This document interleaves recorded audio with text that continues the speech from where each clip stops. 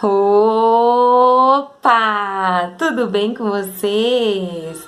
A paz do Senhor, tudo bom?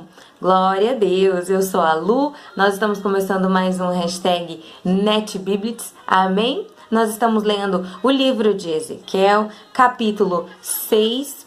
Então eu te convido a pegar a sua Bíblia, seja ela no celular, seja ela de papel. Senta aí num cantinho e vamos ter um momento com Deus, amém? Vamos aprender com o Senhor. Aleluia, glória a Deus. Partiu. Profecia contra a idolatria de Israel. Veio a mim a palavra do Senhor dizendo: Filho do homem, vira o rosto para os montes de Israel e profetiza contra eles dizendo: Montes de Israel, ouvi a palavra do Senhor Deus.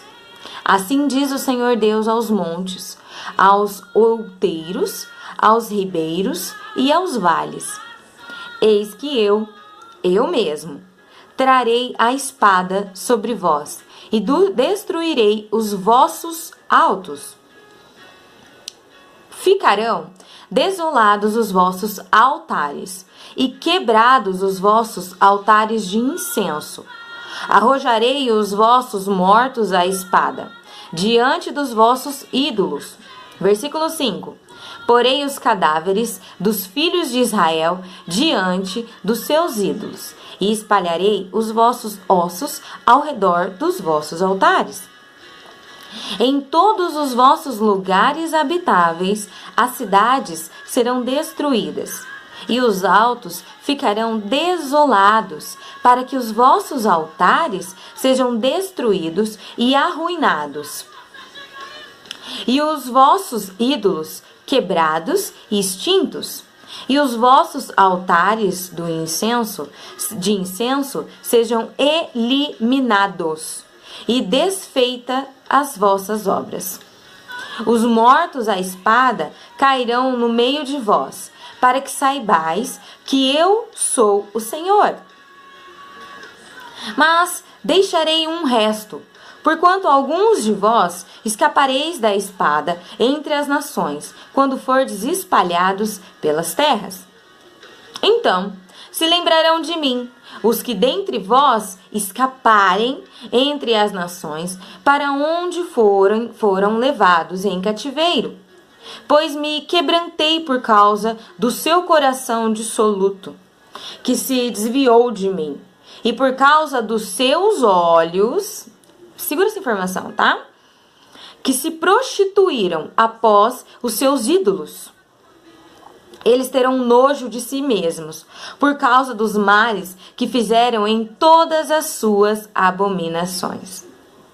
Saberão que eu sou o Senhor, e não disse Debalque que lhes faria mal. Assim diz o Senhor Deus: bate as palmas, bate com o pé e diz: por todas as terríveis abominações da casa de Israel, pois cairão a espada, e de fome e de peste. O que estiver longe morrerá de peste, o que estiver perto cairá a espada, e o que estiver de resto e cercado morrerá de fome. Assim neles cumprirei o meu furor. Então sabereis que eu sou o Senhor, quando os seus mortos à espada jazerem no meio dos seus ídolos, em redor dos seus altares, em todo outeiro alto, em todos os cimos de montes e debaixo de toda árvore frondosa, debaixo de todo carvalho espesso, lugares onde ofereciam um suave perfume e todos os seus ídolos. Versículo 14. Estenderei a mão sobre eles, e farei a terra tornar-se desolada. Desolada desde o deserto até Riblá, em todas as suas habitações, e saberão que eu sou o Senhor. Amém? Amém.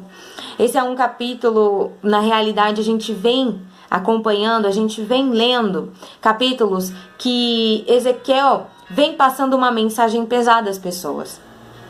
Uma mensagem que é difícil de ser digerida para nós. sabe? Eu confesso a vocês que a mensagem ontem não teve vídeo, eu não gravei vídeo, porque eu ainda estava digerindo algumas coisas e mensagens da mensagem anterior, do capítulo 5. Então, o meu esposo, o meu gato, boy gato, meu marido é gato, falar pra vocês. O meu esposo, glória ao Senhor pela vida dele, ele fala assim pra mim: vida, a gente tem que ler a palavra e refletir. Porque conforme a gente vai digerindo a palavra, o Espírito Santo vai trazendo mais e mais lições. Então, um capítulo da Bíblia pode gerar inúmeras lições para nós. É só a gente ler com um pouquinho mais de paciência, é só a gente dar um pouquinho mais de atenção, é só a gente digerir um pouquinho mais que a gente consegue aprender muito. É que a gente não para pensar. A gente só lê e quer entender ali por cima. E realmente, gente, é bem isso mesmo. Então, ontem eu confesso a vocês que eu ainda estava digerindo o capítulo 5. Algumas lições que o Espírito Santo trouxe, enfim. E aí, olhando para essa mensagem, a gente vê mais uma mensagem de impacto. Que Deus, ele fala abertamente contra a idolatria. Por quê, gente? As pérolas, #curiosidades, começam aqui no versículo 6 e 7. Para mim aqui, Deus, ele é bem claro, ele dá uma ênfase muito grande que só existe um Deus, só existe um Criador. E ele é único. E ele não aceita dividir a atenção dos filhos dele com ninguém. Por quê, Lu? Porque ele é o Criador. Se ele é o Criador de todo o universo, ele sabe que como ele, só tem ele. Ou seja, toda vez que a gente for clamar, sabe, a outros deuses, será em vão. Porque só há um Deus. Só há um Criador. E ele é único. Porque ele tem um entendimento, ele é criador do céu e da terra, ele é o criador do universo. Então ele tem o conhecimento de que como ele, só existe ele. Então não adianta, a gente não tem a necessidade de ficar clamando e buscando em outras pessoas que foram talvez de carne e osso como nós ou que nem existiram. Porque de fato, ninguém é como Deus. E nós temos acesso livre a Ele e aos mandamentos dEle e ao que agrada a Ele. Então não tem o porquê a gente ficar dedicando a nossa energia a outras pessoas que não sejam o Senhor. A nossa vida espiritual só vai pra frente real, gente. A nossa vida espiritual, ela só se alimenta quando a gente deposita energia nos lugares certos. Quando a gente se prostra diante do Deus Criador, que é o único, o nosso Senhor. Jesus é filho do Todo-Poderoso. Jesus é Deus na terra, gente. Só a Ele. Ele é o Salvador. Não, Ezequiel vai citar Jesus. Nem eu que estou falando, é o próprio Deus que vai falar de Jesus. Então assim, sabe, gente, a gente não precisa gastar a nossa energia, o nosso amor, sabe? Por quê? Porque Deus nos basta. Só Ele basta. E só Ele tem que bastar, gente. Se tem alguém que pode preencher o vazio do nosso coração, é o Senhor. Só Ele pode. Então assim, se não existe outro como Ele, por que todos aqueles altares de adoração? Por que todos aqueles incensos? Para que todas aquelas velas? Se só existe um Deus, se eles estavam criando altares que não eram para o Senhor, então era para quem? Eram para deuses pagãos, gente. O povo, ele havia se rendido a deuses pagãos. É como se ele estivesse desprezando ao Senhor e dando atenção a outro. Se você tem um amor na sua vida, por que você vai querer outros? Eu tenho Maicon e só ele me basta. Só ele. Como homem, como esposo, como amigo, como irmão, como amante, como tudo. Eu não quero outro. Eu tenho Deus, eu tenho Jesus. Eu não preciso de mais ninguém. Mais ninguém. Eu não preciso clamar para mais ninguém. Só o meu amado basta. Só o meu Deus, só o meu Jesus me basta. Assim tem que ser nas nossas vidas, amém? E aqui Deus é claro com a gente. E continuando, versículo 8 e 9. Também me chamou a atenção. Por quê? Porque aqui a gente pode ver a graça e a misericórdia de Deus. Aqui Deus nos mostra que Ele é um Pai gracioso, sim. Que Ele conhece os nossos corações. Porque aqui Ele cita o coração de algumas pessoas que Ele ia permitir que vivesse. Então alguns ficariam vivos para que falassem para outras pessoas que só há um Deus. Só há um único Deus. E todas as vezes que a gente se prostra diante de outros seres na qual a gente acredita que vão fazer algo por nós, que Deus pode fazer, isso significa que a gente está idolatrando outros seres que não sejam o Senhor. Por quê? Para quê? Se Deus pode promover o impossível na nossa vida, se Deus é o Criador, se Deus é aquele que fez o céu e a terra, vocês acham mesmo que Ele precisaria de outras pessoas para estar fazendo isso por Ele? Aí ele me pega um ser que está lá e ele levanta como filho, ele manda para a terra. Filho esse que paga um preço, para quê? Para nos livrar do pecado. E vocês acham mesmo que esse Deus, que fez tudo isso, ia aceitar dividir a atenção com outras pessoas que muitas vezes nem existem? Gente. Ou por outras pessoas que nasceram assim, normais. Porque Jesus nasceu de uma virgem. Eu nasci de uma virgem. Minha mãe não era virgem, não. E a tua? A tua mãe era virgem? Porque a minha não era, não. A minha não era, não. Esse Deus, gente, não vai aceitar. Não vai aceitar migalhas. Porque Ele não nos proporciona migalhas. Quando nós nos prostramos diante de Deus, firmes, Deus, Ele é gracioso. Ele é gracioso. Ele é misericordioso.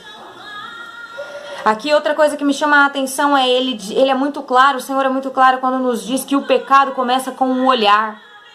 Realmente, gente, o pecado começa com um olhar. Com um olhar, o olhar produz um pensamento. O pensamento que nós vamos gerar na nossa mente é que vai se tornar um pecado ou não. E é por isso que nós temos que tomar muito cuidado. O que nós estamos vendo? Com quem nós estamos andando? O que a gente está permitindo? Porque os olhos são a janela da alma. Tudo que a gente está vendo está sendo levado para dentro da nossa alma.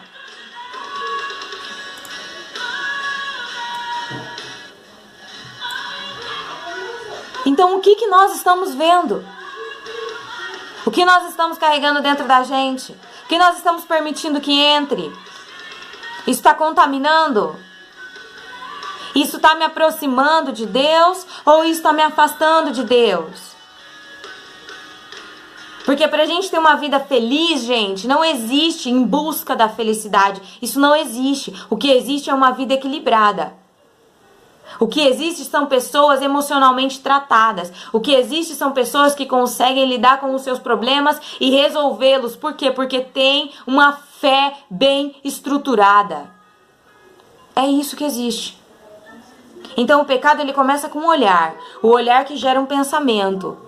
Quais são os pensamentos que nós estamos tendo por causa dos nossos olhares? E, gente, da mesma forma que Deus naquela época poupou pessoas para que falassem da glória dele, para que falassem que só apenas há um Deus, assim também há nos dias de hoje. Ele também poupa pessoas. Ele também poupa pessoas para quê? Para que essas pessoas compartilhem da glória dele. Para que essas pessoas como eu podia estar morta. Eu podia estar morta. Uma vez eu caí de moto na BR, de tão transtornada que eu tava, eu quase morri. Então assim, gente, ele poupa pessoas como eu. Como você que pode estar aí do outro lado. Para espalharem a glória dele, sim. Para falarem que ele é um Deus único nas nossas vidas. Que ele promove o impossível nas nossas vidas desde que a gente se prostre diante dele. É simples assim. Se prostra como filho de verdade. Sabe por quê, gente? Porque todo aquele povo que escolheu permanecer na iniquidade, permanecer no pecado, mesmo sabendo a verdade de Deus, todo aquele povo que estava com o coração duro, aquele povo morreu.